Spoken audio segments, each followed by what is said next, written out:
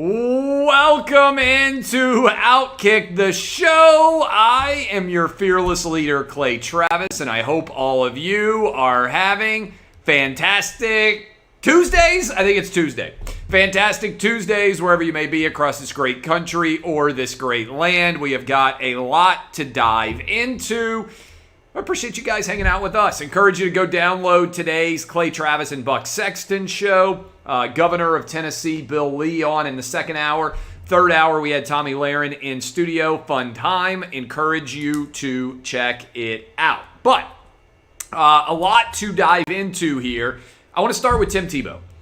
Tim Tebow's career probably in the NFL is over. At the age of 34, the Jacksonville Jaguars cut him. Let me talk about Tebow here for a minute. Regardless of what your personal opinion is of Tebow, or whether you were a Florida Gator fan, Denver Bronco fan, whoever you rooted for, Tim Tebow has been one of the most fun athletes to follow of my career as a college football fan.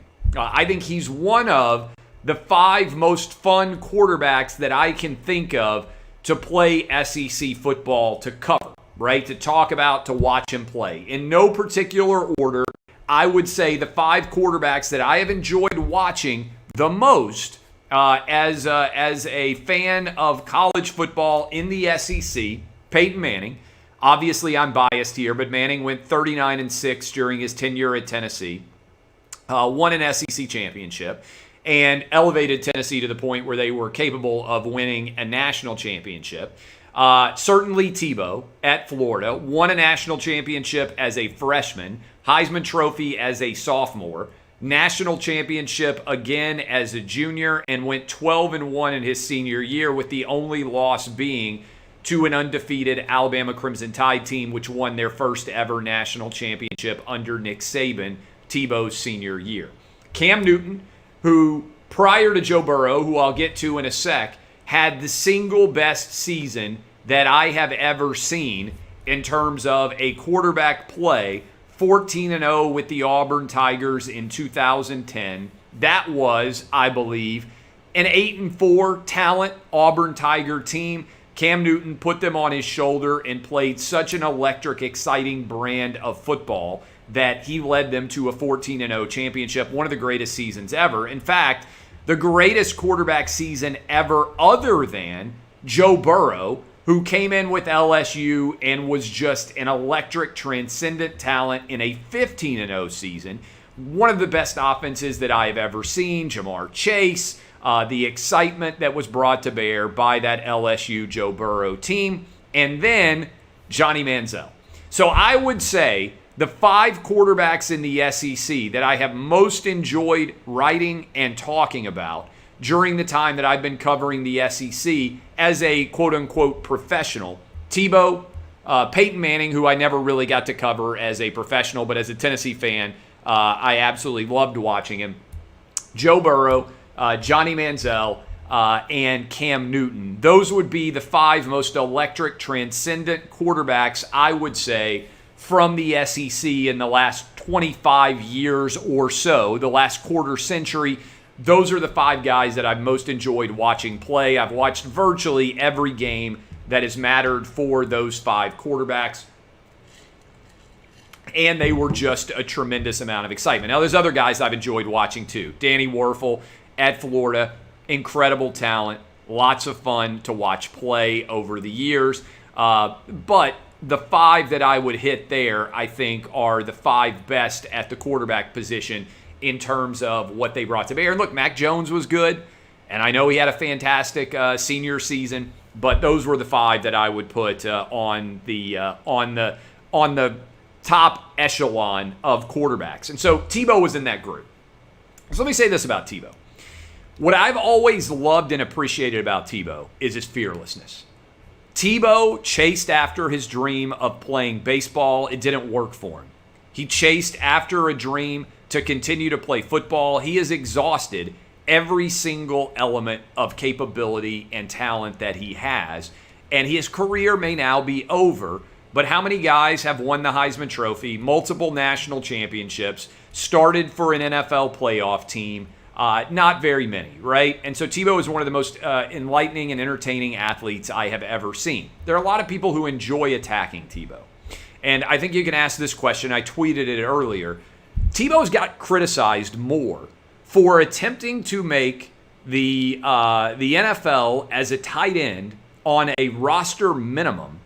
He got criticized more for that than Deshaun Watson has for being accused of sexual assault by 24 different women. He got criticized more than almost any athlete out there, Tim Tebow did. And so I want to ask you this question. Why? What has Tim Tebow ever done that would be worthy of criticism other than trying to play sports at the absolute apex of his ability and also simultaneously trying to make the world a little bit better? If every athlete carried himself like Tim Tebow, the world would be a better place. There's a level of selflessness from Tebow that few athletes are ever able to attain. And guys like Stephen A. Smith want to attack Tim Tebow and say, oh, he's white privilege personified. What privilege has Tim Tebow had that he hasn't earned? See, sports is about the meritocracy. Either you can perform or you can't perform. In college, few have performed at a higher level than Tebow. In the NFL, it didn't happen for him, and he lost his starting job. And he finally took the advice that lots of people gave him starting when he was a freshman in college and said, you need to figure out how to be a tight end or an H-back, Tebow.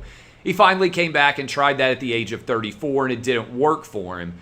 But I will always say Tebow is one of the 5 best athletes at the quarterback position that I have ever seen, most engaging, most entertaining, as I just ran through in the SEC over the last quarter century. And what I would say about this also is criticism of Tebow tells us more about the criticizer than it is and does Tebow himself, because he has been in the public spotlight since the age of 18 years old, pretty much as good of a dude as you could possibly hope for someone to be. I'll always be a Tim Tebow fan. I appreciate what he meant to the SEC. I appreciate his tries in the NFL, his seasons in the NFL, and there's no harm in going out without being able to succeed. You have drained every ounce of your athletic ability that you can. You're 34 years old. I think he's got a lot of good things left to do in his life, and I look forward to seeing what those things are. But I just want to ask you this. Think about the level of criticism that Tebow got over the years and compare it with other guys who actually did bad things, who may well be not that good at dudes. I like Tebow, and I'm going to be rooting for him for the rest of his life. Look, Braves are on fire. I don't want to jinx the Atlanta Braves, but you guys know that my kids, my 10-year-old in particular, diehard Braves fan. We have got the Atlanta Braves on in my house every single night, and the Braves now have a 1.5 game lead in the NL East over the Phillies, 2.5 game, I believe, might be 3.5 actually, over the Mets, who are in third place and are fading fast. And this has been a lot of fun. I'm not sure that the Braves have the pitching to make a real run in the postseason, but they are getting hot at the right time. Can they sustain it over the final 40 games or so? Fingers crossed that they're going to be able to do it. Want to tell you, big announcement coming tomorrow morning at 8:50 a.m. Eastern on Fox and Friends on Fox News. I think you guys are going to be excited about the announcement. I can't wait to share it with you. We'll put it up on OutKick right after it happens. You can guess as to what it might be, but until 8:50 a.m. Eastern, 7:50 Central, 6:50 Mountain, and 5:50 a.m. Pacific, we won't know what it's going to be. By the way, this is not the announcement. I'll go ahead and let you guys know. I am headed out to Vegas on Thursday to participate in a poker challenge with a lot of other people that will later air live on, not live, but will later air on television. I'm playing against a lot of top professional poker players. I am going to be destroyed in these games of poker, but it should be a lot of fun. If you enjoy watching me get my ass kicked, we're going to have a fun collection of people that are competing in this celebrity poker challenge. I'm headed out to Vegas on Thursday. As soon as I finish the radio show, I'll do the radio show again from Vegas on Friday. But I'm excited to be able to do this, and it should be a really cool experience for sure going forward. I got to tell you, by the way, there's nothing more personal than your health. So when it comes to finding the right nutrition supplements to meet your fitness goals, you need a personalized approach. Thankfully, now there's Gainful, the personalized nutrition system formulated for your body and goals. Gainful gives you peace of mind that your protein, hydration, and pre-workout supplements contain the best ingredients specifically made for you. You can take a 5-minute Gainful quiz. And look, we use this in the house, not only me, but my wife, who is far more savvy about being healthy than I am. She loves the Gainful products because you get supplements delivered straight to your home with no shipping charges every month. They're formulated by on-staff registered dietitians backed by pro-level exercise scientists on their science advisory board. Every Gainful customer gets complimentary one-on-one access to their own registered dietitian available anytime to answer your questions. You will love it, and you can get $20 off your personalized supplements. Go to gainful.com/clay. That's Gainful, Gainful, gainful.com/clay for $20 off. Gainful, personalized nutrition made for your taste. I want to talk for a minute about what's going on with COVID, and I'll start here as it pertains to COVID's impact on the world of sports. You know, this is a battle that I've been fighting for basically 18 months now. I keep forgetting what city they're in. Used to be Oakland Raiders, now Las Vegas Raiders are requiring vaccines to be able to attend their games in Las Vegas this fall. Vaccine passports are now required all over New York City as it pertains to being able to enter bars, restaurants, gyms, sporting events, okay? What's interesting about this is the data now that is coming out is reportedly the Biden administration is going to require booster shots for COVID vaccines 8 months after your most recent vaccine has been received. Why are they doing this?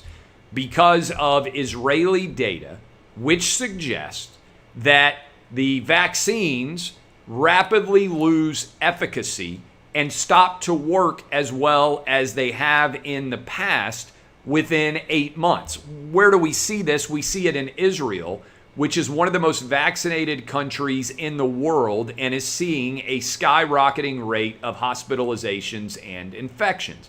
The data out of Israel suggests that there is relatively significant protection provided by the vaccines, but that it fades sooner rather than many expected. And when that vaccine fades, that there is a massive impact in terms of breakthrough infections and people being able to get sick. So, I've already had COVID. I keep saying it because people keep asking, well, what have you? I have not gotten the vaccine because I had a natural COVID infection. I still have COVID antibodies, okay? So, as you look and think about what is coming, I've been saying for a while, the COVID vaccine is going to look more and more and more like a flu shot. And I think one of the big challenges going forward is going to be this.